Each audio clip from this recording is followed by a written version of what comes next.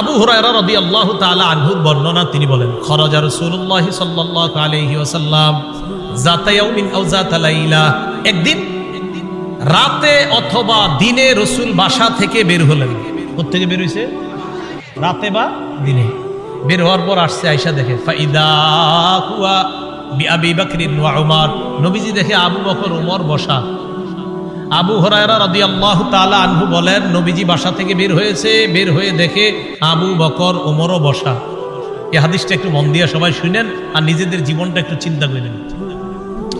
নবীজি তাদের দুইজনকে প্রশ্ন করলেন, আবু বকর এবং ওমর, এই দুই সাহাবী, বিখ্যাত দুই সাহাবীকে প্রশ্ন করলেন, আচ্ছা তোমরা এইখানে এই মুহূর্তে কেন?